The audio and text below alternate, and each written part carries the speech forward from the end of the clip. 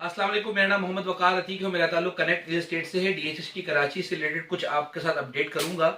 Continuously डीएचएसटी Karachi के rate stable रहे 3 से 4 महीने तक, और अब जाके मुझे ऐसा लगता है, मेरी रीडिंग है कि शायद कुछ रेट नीचे आने चाहिए। 14 AB का रेट थोड़ा नीचे आया है, जो तकरीबन 14 36 के आसपास ट्रेड होती थी, और आज 34.5 लाख रुपए ओन में ट्रेड हो रही है। इसी के साथ साथ 14B जो कि 38 लाख रुपए में ओन में ट्रेड होती थी, और अब वो 35 36 36.5 के आसपास ट्रेड हो रही है। इसी के साथ साथ येलो जोन 90 94 के दरमियान ट्रेड हो रहा था, जो कि अब 88 90 के दरमियान ट्रेड होने शुरू हो चुका है। मेरी नजर के मुताबिक जिस वॉल्यूम में मार्केट में सेलिंग पे चीजें आई हुई हैं, उस लिहाज से मार्केट में कम से कम 10% का करेक्शन बनता है। क्योंकि 10% का करेक्शन इसलिए बनता है क्योंकि वॉल्यूम में बहुत सेलिंग आई हुई है। और ये सेलिंग आने की वजह क्या है, सबके जहनों में यही सवाल होगा कि सेलिंग की वजूहात क्या है।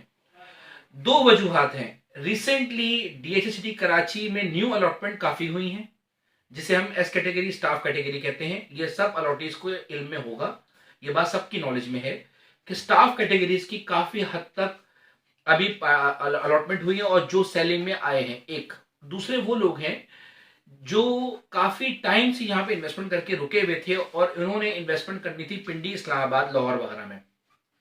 पिछले 6 महीने से लाहौर, इस्लामाबाद और पिंडी में काफी ज्यादा प्रॉपर्टी में इंक्रीमेंट आया है, वहां काफी ज्यादा रेट बढ़े हैं, और 4 महीने पहले ही 40% गेन आ चुका था सिटी में, और अब मजीद हमें गेन दिख नहीं रहा मजीद 1 साल तक।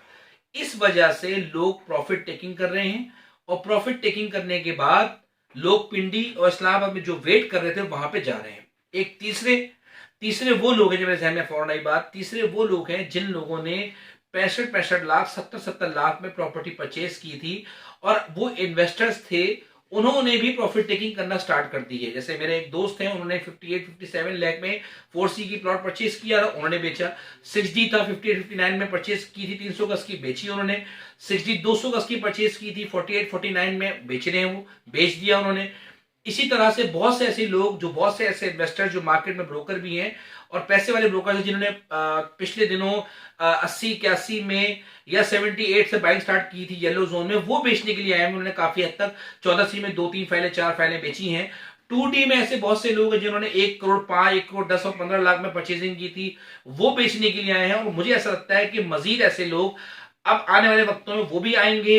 वो लोग भी आ चुके हैं जिन्होंने पिंडी, इस्लामाबाद में बाइंग करनी है, अलॉटीज हैं, यहां बेच के अपना पैसा पिंडी, इस्लामाबाद, लाहौर में लेके जा रहे हैं। तीसरे वो लोग हैं जो मैंने आपको बताया कि काफी टाइम से वेट कर रहे थे बेचने के लिए, अब वो बेच रहे हैं। एनीवेज, अब ये सेलिंग तो आई ही है मार्केट में, कंटिन्यूसली कंटिन्यूसली सेलिंग तो थी ही, बाइंग भी थी। ये रेट पहले ही टूटना बनते थे, नहीं टूटे। इसका रीजन ये था कि बहुत ज्यादा सेलिंग का की वजह से रेट टूटना बनते थे। इसका रीजन ये था कि बायर मौजूद था मार्केट में, और बड़े बायर मौजूद थे, जो कि एक एक बायर 25 25 30 30 फाइलें ट्रांसफर करा रहे थे, एक ही घर से बाइंग हो रही थी। ऐसे बायर मार्केट में काफी मौजूद थे, जिसकी वजह से रेट नहीं टूट रहा था। और अब रेट टूटना भी शुरू हुआ है, प्रॉफिट टेकिंग भी शुरू हुई है। इसी के साथ साथ जो मेरी नजर में, मेरे साथ जो मेरे ऐसे बहुत से लोग हैं जो ये कहते हैं कि वकार भाई, मेरा नहीं ख्याल कि शायद मार्केट इतनी टूटेगी जितना आप एक्सपेक्ट करें 10% टूटेगी।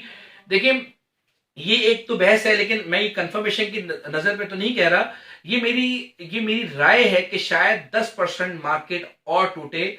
वो लोग जो प्लान करके बैठे हुए हैं कि हमने कोई ना कोई चीज परचेज करनी है आगे, और हमने इस साल महीने 2 महीने बेचना ही है, तो उनके लिए मेरी राय है कि पैनिक में आने की जरूरत नहीं है, अपनी चीज बेचनी चाहिए।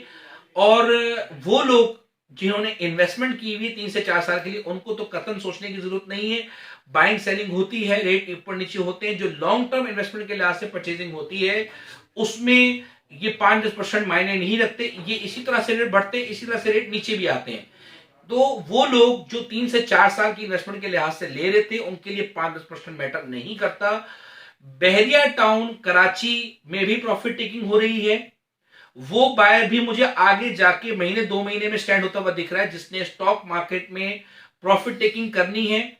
वो लोग भी मुझे महीने 2 महीने में एंट्री होते हुए दिख रहे हैं। और फिर उसके बाद जून जुलाई से पहले भी एक बाइंग आती ही आती है रमजान के टाइम पे।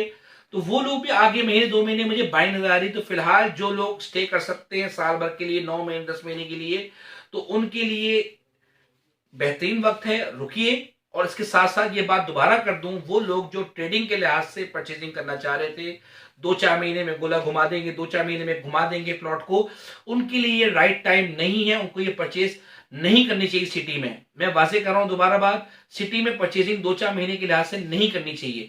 जिन्होंने अब न्यू इन्वेस्टमेंट करनी है 8-9 महीने के लिए, उन्हें रुकना चाहिए, कम से कम 15-20 दिन मजीद रुक के फिर बाइंग करनी चाहिए। मोहम्मद वकार थी, मेरी पूरी टीम का नंबर मौजूद होगा नीचे डिस्क्रिप्शन में। कोई भी बात हो आप मुझसे कॉल करके पता कर सकते हैं। जज़ाकल्लाह खैर, थैंक यू।